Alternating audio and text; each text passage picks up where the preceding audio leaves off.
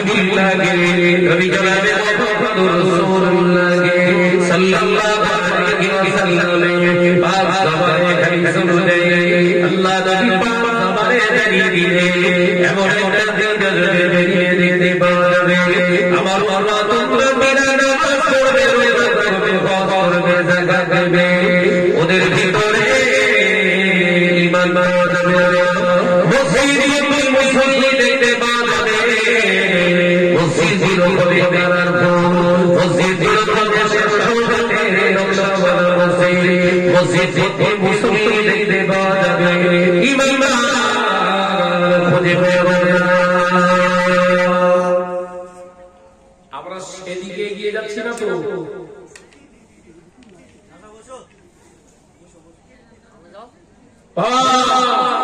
আমরা সেদিকে দৌড়ছি না তো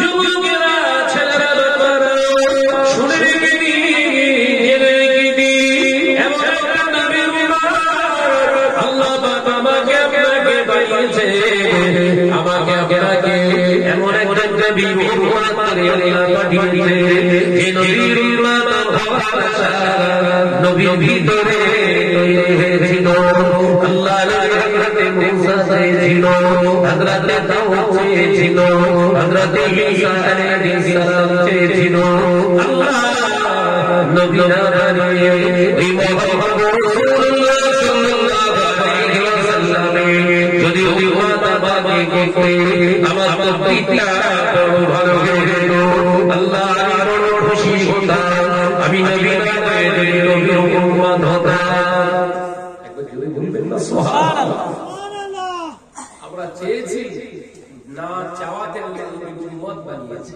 একবার জোরে বলবেন না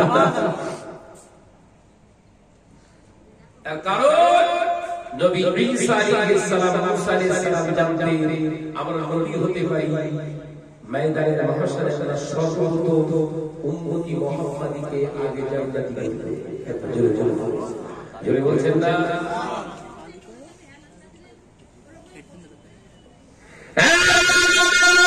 নবী শুনে রেখে দি মুসলমান ভালো করে আল্লাহ নবী পাক জবানে নবী দিলে শাস্ত্রী মুসলমানের ইবাদত আল্লাহ করে কবুল হয় না শাস্ত্রী মুসলমান যারা নামাজ পড়বে রোজা করবে হজ করবে যাকাত দেবে দাঁড়িয়ে দাঁড়িয়ে জব করবে আল্লাহ জিকির করবে কিন্তু শাস্ত্র যাদের ভিতরে তবে শাস্ত্রের ভিতরে রাসূলের দোয়া দরবারে কবুল হবে না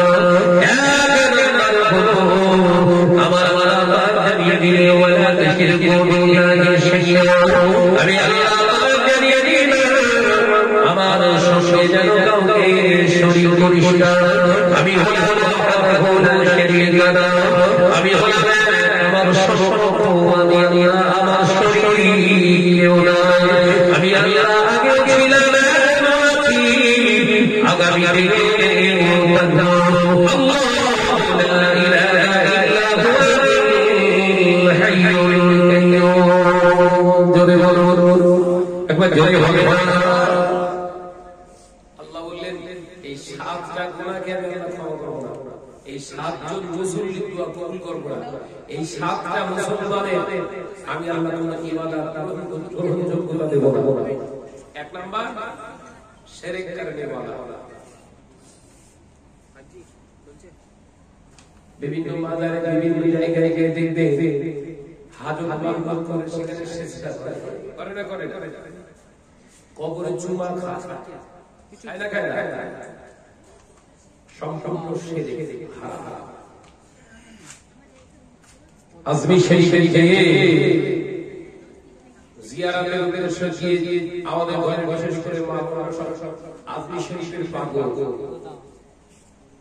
গিয়ে সেখানে বলে ইয়া খাজা তুই আমার ছেলে যদি বলি নাউজুবিল্লাহ ইয়া খাজা দাদা मकसद सदा कर देते मनिर आशा तमन्ना पूर्ण कर दाओ মনের আশা তামান্না পূরণ করে কে? জোরে বলছেন নাকি? আল্লাহ। মন খুলে কথা বলবেন। মনের আশা তামান্না পূর্ণ করনে ওয়ালা মালিক কে? দুনিয়ার মানুষ পারবে? দুনিয়ার মানুষ পারবে? ওই জন্য আল্লাহ পাক জানিয়ে দিয়ে খবরদার আমার পাশে কাউকে শরীক করবি না বাবা। দুনিয়ার জমিনে বেটা কথা বলে দুনিয়ার জমিনে অন্যায় রাগারাগি করে আমি আল্লাহ ক্ষমা করে দিতে পারবো, কিন্তু আমার পাশে কাউকে অংশীদার দিলে শরীক করলে আমি আল্লাহকে ছাড়ি না। আল্লাহ নবীর দোয়া এখানে কবুল হবে। একজন শিরক কারণে ওয়ালা হয়েও নবী কোনদিন আল্লাহর দরবারে ফরিয়াদ করবে না, শাফাতের দোয়া চাইতে পারবে না, শানি মারা আছে। কথা বুঝতে পারছেন নাকি? তাহলে আমরা আকাবে ফুরফুরা আহলে সুন্নাত ওয়াল জামাতের আকীদা হলো জিয়ারত করা যাবে সুন্নাত, কিন্তু মৃত মানুষের কাছ থেকে চাওয়া যাবে না। কথা বুঝতে পারছো? তাহলে জিয়ারতে যাবে, কিন্তু সাবধান ঘরে মেয়েদের জিয়ারতে যাবে না। কথা বুঝতে পারলে? আজকালকার মেয়েদের সঙ্গে হিড়িক পড়ে গেছে, কবর জিয়ারত করতে যায় না। গাড়ি কি করে ফুরফুরা শরীফে যাওয়ার সময় সর্বনাশ করে ফেলছে, আপনি শরীফে যাচ্ছে। এমনকি দেখা যায় হসপাকি পাঠিয়েছিলাম আপনাদের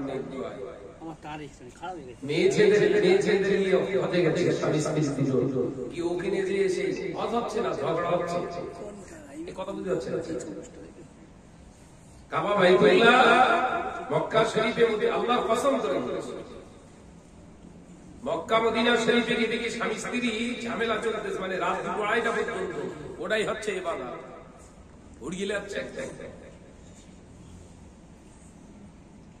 যে কটা ঝামেলা করেনি তাদের ভিতরে মেজরিটি সংখ্যক, বেশি সংখ্যক মহিলা দেখি আব্দুল নেই, কোন রকম পর্দা নেই। হবেন তো?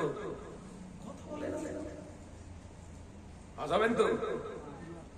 ঘরের বউকে বেয়াদব অবস্থায় রাস্তাঘাটে চলাফেরা করাবে, পর্দা করা ফরজ। হজ করা যেমন ফরজ, স্ত্রীদের হজ করা আল্লাহ ফরজ করে দিত।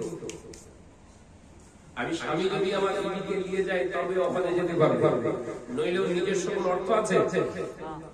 হজ কাদের উপরে ফরজ হয়? যাদের অর্থ সামর্থ্য আছে, হালাল অর্থ, যাকাতের খরচ যোগান দেওয়ার মতো যাদের অকাত আছে, ক্ষমতা আছে, তাদের জন্য হজ ফরজ। আমার স্ত্রী আমার অধীনস্থ থাকে, ওর নিজস্ব অর্থ কামাই করা কিছু আছে, ওর উপর তো ফরজ না। ও সর্বনাশ করতে বলেছে, সে যে কি সর্বনাশ হচ্ছে না না দেখে এক ঘরে একটা কভার সিস্টেম আছে, এক কভারে 4-4 6 করে নাম লেখাতে হয়। ওই এক ঘরের ভিতরে দেখা যাচ্ছে 4টে পুরুষ 2টো মেয়ে, এক ঘরে শো বস হবে না মানে কত বুঝতে পারছেন?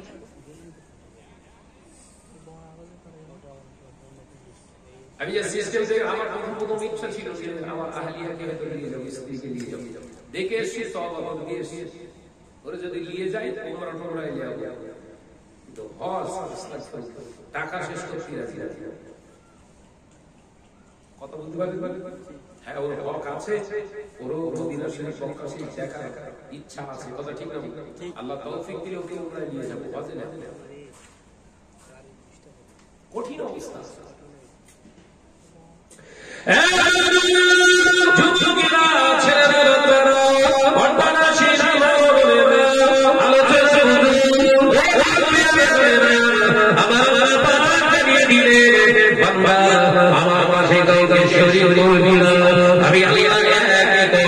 আমি আল্লাহ অভিজ্ঞ, আমি আল্লাহ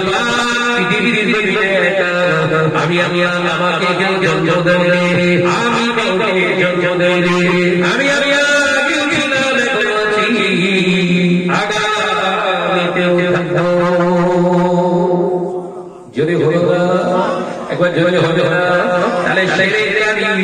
শিরকারী ওই ব্যক্তিটার দোয়া দরবারে কবুল হবে না, শিরকের গুনাহ ক্ষমা করে না।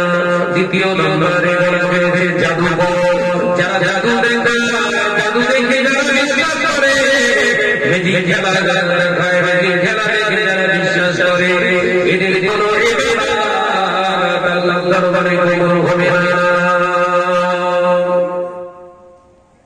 জাদু জাদু জাদু আছে আছে আছে বাবা আছে। জাদু দেখানে বলে কিছু আছে না, ম্যাজিশিয়ান লা হিসাবা ফাদলাহু ফিন্নার, এদের হিসাব হবে না, বিনা হিসাবে জাহান্নামে যাবে। কথা বুঝে না বাবা, অসুবিধা হচ্ছে নাকি?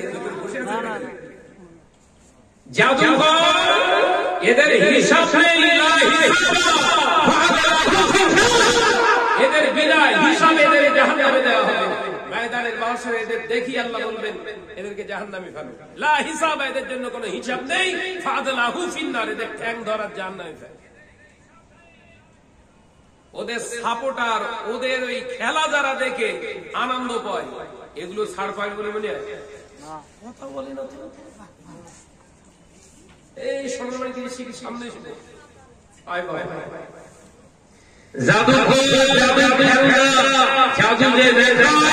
তিনি যে গুনাহ করে আর ওই জাদু দেখে যে বিশ্বাস করে, ওই একই গুনাহ এসে লিপ্ত হয়। বুঝতে পারেন?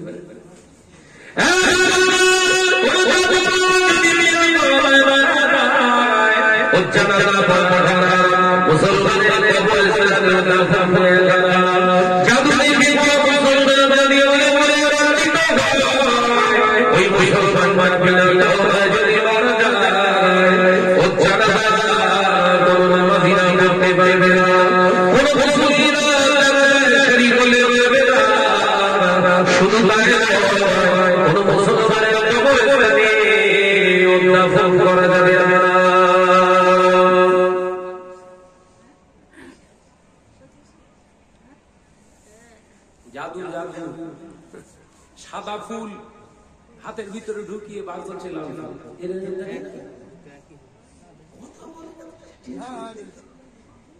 হাতের ভিতরে পায়রা ঢুকিয়ে নিয়ে একটা পায়রা দুটো করে ফেলেছে। এটা কে দেখাবে? ফিতনাতুল মাসিহিদ দাজ্জাল, কিয়ামতের আলামত। দাজ্জাল যখন পৃথিবীর জমিনে অবস্থান করবে, হাদিস পাকের ভিতরে রয়েছে সে নিজে হয়ে দাবি করবে, আমি হলাম তোদের খোদা, আমি হলাম তোদের আমাকে বলে তোরা মেনে ইমানদারেরা কসম করবে, তৈরি করতে হবে আমার রব অসংখ্য বাংলার সামনে। ইমানদাররা বলবে আমাদের প্রভু যিনি সশরীরে তারা রাখা আকৃতি নিয়ে বান্দার সামনে দুনিয়ার প্রেজেন্ট হবেন না, তিনি দেখাবেন না। এই রব যদি তুমি হয়ে থাকো, তোমার নসিবটা তোর বাপ মারা গেছে 40 বছর আগে না, মা মারা গেছে 25 বছর আগে না, তোর মার বাপ কবরে কোন অবস্থায় আছে দেখার দিবার ভিতর কমজোরি ইমানদারগুলোকে দেখায়, তখন ওই কে দাজ্জাল ও আঙুলের ইশারা করে কবরের ভিতরে বলে লক্ষ্য করে দেয়, কবরের ভিতরে মা কি অবস্থায় আছে, বাপ কি অবস্থায় আছে। ঈমান কমজোরি থাকার কারণে সাথে সাথে তারা রব হিসেবে বিশ্বাস করবে। দাজ্জালের জান্নাতে তাদেরকে পাঠিয়ে দেওয়া হবে, কিন্তু তারা যাবে সব জাহান্নামে। এই জাদুকর যারা এরা হচ্ছে দাজ্জালের অনুসারী, মাথায় ঢোকে না? কার অনুসারী? দাজ্জাল। দাজ্জাল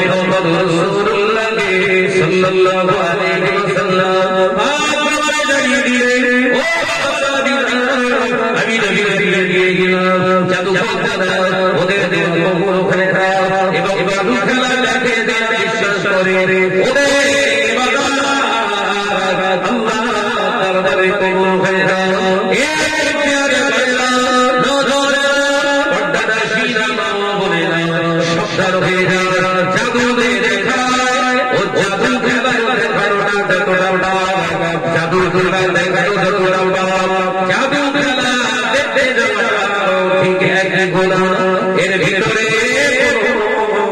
পার্থক্য নয় সবাই মুসলমান জাদু জান্নাতে যেতে পারবে না কারণ ওদের আসল শরীরে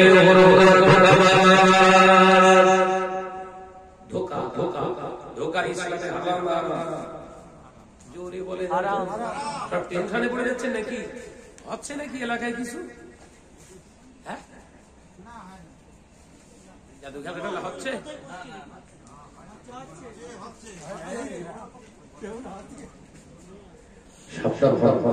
আমি আপনাদের ভাই এই নসিহত করার কারণে এক্সট্রা টাকা নজরটা বেশি বাড়াবে এই জন্য কিন্তু ওয়াজ করছি মুসলমান আলেমদের কাজ হলো সমাজকে সংশোধনের দাওয়াত দেওয়া মুসলমান আলেমের কাজ কি 2 ঘন্টা কোন রকম পাস করতে চলে যাওয়া নাকি অন্যায়ের কথা অন্যায় শরীয়ত বিরোধী কোনো কাজ কোনো কথা যদি কানে আসে আলেম যদি হয় অবশ্যই তার প্রতিবাদ করবে জানের সম্মানের ইজ্জত টাকার কোনো পরোয়া করবে না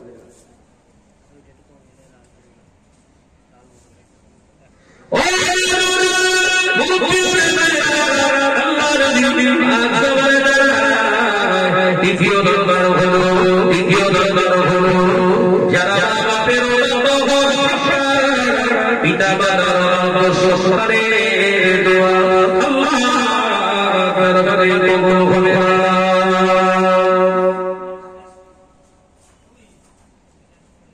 পিতা মাতার অবাধ্য সন্তান সমাজে বেড়েছে না কমেছে গো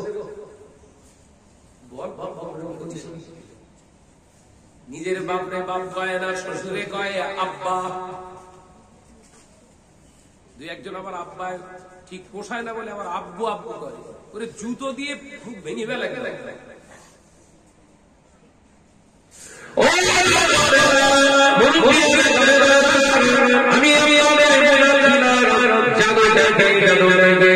আল্লাহ নবী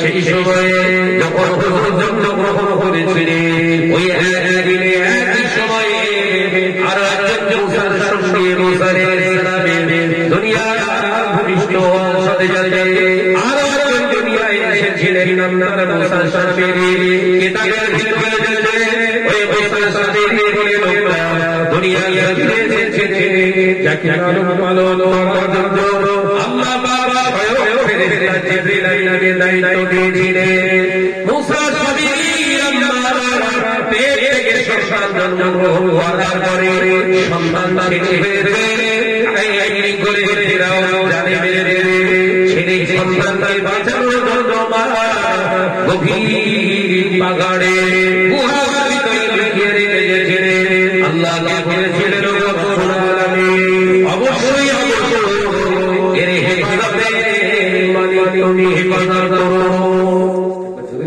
সুবহানাল্লাহ মুসা আলাইহিস সালামের যে সময় কাঠার বছর পড়েছিল ফেরাউন বলেছিল যে ফেরাউনের স্বপ্নে তাবির করেছিলেন একজন বলেছিল মুসা এই ফেরাউন তোমার রাজদরবার ধ্বংস করবে একজন পুরুষ আসছে দুনিয়ায় তাকে নবুয়ত দেয়া হবে তিনি তোমাকে শেষ করে ফেলবে তোমার অস্তিত্ব বিলীন তোমার খোদাই যাওয়ার দাবিটাকে শেষ করে দেবে নাস্তানাবুদ করে দেবে ফেরাউন স্বপ্ন থেকে তাবিরটা শুনে বলেছিল যে যত পুত্র সন্তান হবে সব জবাই করে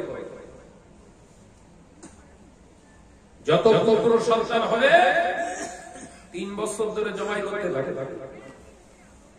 মুসা আলাইহিস সালামের জন্ম হয়েছিল ওই জবাইয়ের বছর কথা বুঝছেন না আর ওই জবাইয়ের বছরে আরো একজন পুত্র সন্তান হয়েছিল তার নাম মুসা শামিরি কিতাবে এসেছে ওই মুসা শামিরি জন্মগ্রহণ করেছে আর এদিকে মুসা আলাইহিস সালামের জন্ম হয়েছে মুসা আলাইহিস সালামের আম্মা কি করলেন একটা সিন্ধুক একটা পাত্রের উপরে হুজুরকে শুইয়ে দিয়ে আল্লাহর উপরে তাওয়াক্কুল করে তিনটাতে ভাসিয়ে দিয়েছিলেন একবার জোরে বলি সুবহানাল্লাহ আল্লাহ তাআলাকে তুলে দিয়েছিলেন কোথায় ফিরাউনের দরবারে যেখানে গেলে বাঘের ভয় সেইখানে গেলেই রাত ভয় সেইখানেই আল্লাহ তাআলাকে পাঠিয়ে দিলেন। আর এই মুসা সামিরী এরা আল্লাহর উপরে তাওয়াক্কাল করে এই নদীতে ভাসায় দিয়ে পাহাড়ের গুহার ভিতরে লুকিয়ে ঘটগুলো সব চাপা দিয়ে বেরিয়ে এসেছে। আল্লাহকে বলেছে, আল্লাহ এ জমিনের মালিক, এই জাতের মালিক, হেফাজতের মালিক, তুমি আমার বাচ্চাটাকে হেফাজত করো, তোমার উপরে আমার ভরসা আছে। আল্লাহর উপরে ভরসা করে মুসা সামিরীকে রেখে বেরিয়ে এসেছিলেন। আল্লাহ বলেছিলেন, মুসাকে তুলে দাও কোথায়? ফিরাউনের দরবারে, ফিরাউনের কাছেই লালিত পালিত করব আমার নবী মুসাকে। একবার জোরে বলুন সুবহানাল্লাহ। আর এই মুসা সামিরী একে বানানো হবে, একে তৈরি করা হবে, একে সুন্দর করে শিক্ষা দেয়া হবে, মানুষ করা হবে আমার রহমতের ফেরেশতা জিবরাইল আলাইহিস সালামের দ্বারা। একবার জোরে বলুন সুবহানাল্লাহ। ফিরাউনের দরবারে তৈরি হলো নবী, আর এই ফেরেশতাদের দ্বারা তাদের খাওয়া, তাকে সুন্দর করে পালন করা, এ তৈরি হলো পাকা কাফের। আলোচনা করতে যাচ্ছে। ফিরাউনের দরবারে মুসা আলাইহিস সালাম নবী হয়ে গেলেন, কাফেরের দরবারে নবী তৈরি করলেন আল্লাহ। আর এই ফেরেশতার তত্ত্বাবধানে মানুষ হলো এই মুসা সামিরী হয়ে গেল কাফের। এই কিতাব থেকে কিছু ভাইরা যুবকেরা মুসা সামিরী দেখতে পায়, একটু একটু করে আল্লাহ হুকুম করবে, ও আমার মুসা সামিরীকে, আমার মুসা সামিরীকে খাওয়া দাওয়া করাও। আল্লাহ কি করে খাওয়া দাওয়া করাবো? আল্লাহ হুকুম করবে, ও জিবরাইল তোমার শাহাদাত আঙ্গুল দিয়ে আমার মুসা সামিরী বান্দার কচি মুখে ধরো, আমি আল্লাহ তোমার শাহাদাত আঙ্গুলটা দিয়ে দুধ ডিম করব। চলে বলো সুবহানাল্লাহ।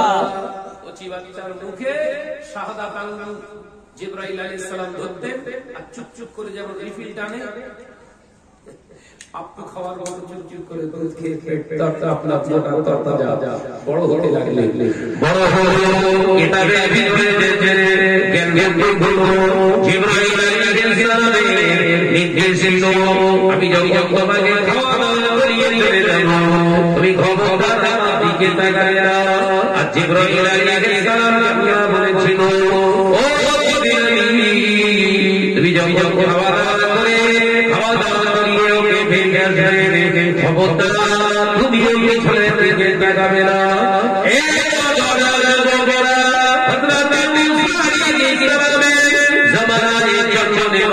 মুসা সামিরী ফেরেশতাদের দ্বারা মানুষ হলে আল্লাহ তাআলা একটু জ্ঞান হলো, মুসা সামিরী বলতে লাগলেন, জিবরাইল আলাইহিস সালামকে খাওয়াতে কদম দিলেন, ওই পাহাড়ের পাথরের শুকনো পাথরের উপরে কদম ফেলে কদম দেওয়ার সাথে সাথে ওই পাহাড়ের পাথরের উপরে আর জ্বলছে। জোরে বলুন সুবহানাল্লাহ। শুকনো পাথরের উপরে পা রেখে যখন পা তুলছে জিবরাইল, লক্ষ্য করে দেখছে পাথর ফেটে ফুড়ে সুন্দর সুন্দর তৃণলতা ঘাস জন্মাচ্ছে। জোরে বলুন সুবহানাল্লাহ। মুসা সামিরী চিন্তা করলেন, তাহলে আমাকে যিনি খাওয়া দাওয়া করাচ্ছেন এনার পরিচয় আমি জানি না, এনাকে যখনই জিজ্ঞাসা করেছি একটাই কথা বলে, আমাকে দায়িত্ব দেওয়া হয়েছে, দায়িত্ব পালন করছি, আমি এত কিছু জানি না। অর্থাৎ এর ভিতরে রহস্যটা আস্তে আস্তে জানার চেষ্টা করলেন তিনি। ওই দেখে যাওয়া পায়ের নিচে ধুলো, ওই বালি খানিকটা নিজে পাত্রে করে রেখে দিলেন। কেন? এটা যদি পাথরের উপরে বালির উপরে পা ফেলে পা তুললে তার নিচে যদি তৃণলতা ঘাস জন্মায়, তাহলে এই অবশ্যই পায়ের ধুলোর কাজ আছে, পায়ের ধুলার কাজ আছে। মুসা আলাইহিস সালাম বড় হলেন, নবুয়ত প্রাপ্ত হলেন, দাওয়াত দিতে দিতে মুসা আলাইহিস সালাম ফিরাউনের ভিতরে দ্বন্দ্ব তৈরি হলো, ফিরাউন শেষ হয়ে গেল। মুসা আলাইহিস সালামের উপরে তাওরাত কিতাব নাযিল হওয়ার জন্য আল্লাহ ডাকলেন, কোথায়? তুর পর্বত তিয়া প্রান্তরে এসো মুসা আমি আল্লাহ 40 দিনের জন্য তোমাকে আসতে বলেছি মুসা আলাইহিস সালাম আল্লাহর কাছে দোয়া করেছিলেন আল্লাহ আমি তো আপনার ডাকে যাচ্ছি কিন্তু এই আমার কওম বনি ইসরাইল সম্প্রদায়ের কীর্তি সম্প্রদায়ের এদের দেখভালের দায়িত্ব কে নেবে আল্লাহ বললেন হে মুসা তুমি চিন্তা করো না তোমার ভাই হারুনকে আমি আল্লাহ নবুয়ত দান করব একটু জোরে জোরে জোরে বললেন না সুবহানাল্লাহ জোরে বললেন না সুবহানাল্লাহ আপনি রেখে যান উনি দেখতে মুসা আলাইহিস সালাম বললেন ভাই হারুন আবার রেখে যাওয়া এই সম্প্রদায়কে তোমার উপরে ভাব দেওয়া হবে এরা যেন আল্লাহর রাহাজানিতে একদম না হয় শিরক যেন না করে ও যুবকেরা বড়রা ছিলা মাওলানা হযরত মুসা আলাইহিস সালামের যাওয়ার পরে তিনি চলে গেলেন তাওরাত বান্দে তাওরাত ছেড়ে তিনি হাতে চলে গেলেন ও রোদেরা একদিন নবীর সব সংসার ওই মুসা সাবিরি বলে লোকরা বেরিয়ে এসেছে মুসা সাবিরি বলতে লাগলেন এ মুসা নবী বান্দেরা শুনে নাও মুসা নবী আপনাকে কি তোমরা কোনদিন দেখেছো মুসার স্বামীরই লোকটা কি বলল মুসা আল্লাহকে খোদাকে তোমরা যে ইবাদত করো কোনদিন দেখেছো কি বললেন মুসা অতি মুসার প্রতি মুসার খোদা রাজি নেই আমার মন রাজি হয়ে গেছে খোদাকে দেখতে চাও আমি দেখাতে পারবো খোদাকে একটু জোরে জোরে সুবহানাল্লাহ কাজ চালেটা জাদুকরি ফেরাউনি চাল না দাজ্জালের চাল না আমি দেখাবো কি করে দেখাবে তিনি কি করলেন ওই নীলের কিছু মাটি কাদা এক জায়গায় করে একটা বাছুর গরু তৈরি করলেন গরু একটা গরুর মূর্তি তৈরি করলেন তাদের হাতে যা গহনা গায়ে যা মহিলাদের গহনা ছিল সব নিয়ে আর গায়ে সুসজ্জিত করে আর সেই ঝোলায় রাখা সেই মাটি মনে আছে কোন মাটি সেই পায়ের নিচে মাটি ঝোলা থেকে বার করে আর বাছুরের উপরে ঢেলে দিয়েছে গরু ডাকতে শুরু করেছে কথা বুঝতে পারছেন না গরু ডাকতে শুরু করেছে তখন মুসা সাবি বললেন এই হলো সেই খোদা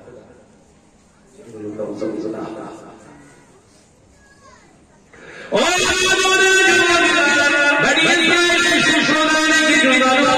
ঈমানদার ছিলেন তারা ওর প্রতি ঈমান আনলেন না তারা ওর প্রতি ঈমান আনলেন না কিন্তু দিগন্ত কীর্তি সম্প্রদায় এবং সম্প্রদায়ের কিছু মানুষ তারা সকলে খোদা ধরে মেনে নিলেন হারুন আলাইহিস সালাম যদিও তিনিও নবী দাওয়াত দিচ্ছেন কোন কাজ হয় না দেখতে পাই না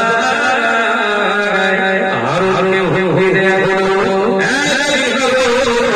তোমাদের ধর্মী শেষ করে দেব কোন কথা বলবে না আজাতে হারুন আলাইহিস সালাম ভয় পেয়ে যুক্তি মেরে আছে মুসা আলাইহিস সালাম ফিরে বললেন নিজের কওমের কাছে বনি ইসরাইল সম্প্রদায়ের কাছে ফিরে এসেছেন মুসা আলাইহিস সালামের উম্মতেরা শিরকে নিমজ্জিত হয়ে গেলেন সবাই পূজা করতে শুরু করলেন আল্লাহ নবী মুসা আলাইহিস সালাম এসে হারুন আলাইহিস সালাম ভাইকে তৃতীয় নবী তাকে জিজ্ঞাসা করলেন এটা করে হলো মুসা আলাইহিস সালাম খুব রাগী নবী ছিলেন জানেন তো মুসা আলাইহিস সালাম রেগে গেলে গুসাতে আসলে মাথার চুল খাড়া হয়ে যেত এই কথা বুঝতে পারছেন মাথার চুল সোজা হয়ে যেত মুসা আলাইহিস সালাম রেগে গিয়ে ভাই হারুনকে জিজ্ঞাসা করলেন এই সর্বনাশ হলো কি করে তুমি দেখাওনি বললে আমার কথা লেগে আর এক চড় ভাইকে ছাড়েননি নবী বলো শিরক করেছো তুমি কি করেছিলে এতদিন দেয়নি, একসাথে চল মেরেছে। হারুন আলাইহিস সালাম বেহুশ হয়ে জমিনে পড়ে গেলেন। চরের খাওয়াতে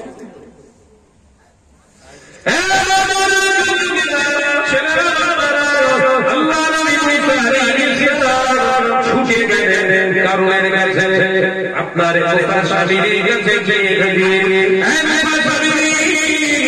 এটা কি সর্বনাশ তুই করলি, এটা কি? তিনি বললেন এটাই হলো সর্বদা। তোর খোদা তোর খোদাকে নিজেকে বাঁচাতে বল। বাসুরের তৈরি করা বাসুর ঠ্যাংগুলো ধরে চূর্ণ বিচূর্ণ করে দিয়ে বললেন আমার থেকে আমার দেওয়ার শক্তিতে চূর্ণ বিচূর্ণ করে ফেললাম। মানুষের ভুল ভেঙে গেল। ইস, আমরা তো তাহলে শিরক করে ফেলেছি। মুসা আলাইহিস সালাম তাহলে ঠিকই আমাদের করত। এ তো যদি সত্যিই খোদা হতো তাহলে এসব কথা বলবে কেন? নিজেকে তো বাঁচাতে পারত। আসলে সেই গরুটা ডেকে ওটা কথা বলার কারণ কি ছিল? পায়ের নিচের ধুলো, পায়ের নিচের ধুলো। এই জাদু টাদু যারা দেখায় ওদের ভিতরে এরকম জিনিস পুশ করা আছে, মাথায় ঢেকে না নাকি? বিশ্বাস করা যাবে তো? ও যুবকেরা, ছেলেরা, বাচ্চারা, মুরব্বিয়ারা, আল্লাহর নবী মুসা আলাইহিস সালাম দেখতে পাওয়া যায় ওই বাসুরটাকে ভেঙে চূরমার করে দেওয়ার পরে আল্লাহ নবী মুসা আলাইহিস সালাম উম্মতের জন্য কাছে কান্নাকাটি করতে নাই। আল্লাহ পাক পরিষ্কার জানিয়ে দিলেন মুসা, ও নবী মুসা, আমি তোমাকে মহব্বত করি, আমি তোমাকে মুসা আলাইহিস বলে ডাকি, তুমি ভুলে যেও না আমি তোমাকে মহব্বত করি। তবে মহব্বতের সুযোগ দিয়ে দিবি এরে কালিদের হয়ে আমার কাছে কান্দে শোনা। কথা বুঝতে পেরেছে? তোমাকে ভালোবাসি বলে তুমি ভেবো না তোমার সব জায়গায় ভালোবাসা খাটবে। আমি হলাম ওয়াহদাহু লা শারীকা লা ওয়া লা তুশরিকু বিল্লাহি শাইয়্যা। আমি আল্লাহ বলেছিলাম আমার পাশে কাউকে শরীক করবি না। তোমার উম্মতেরা খোদা ভেবেছে গরুকে, সিজদা করেছে না। অর্থাৎ নবী আছো, নবীর জায়গায় থাকো। আমি আল্লাহর সম্মান নিয়ে যারা খেলেছে ওদের হয়ে এখানে পক্ষপাতিত্ব করতে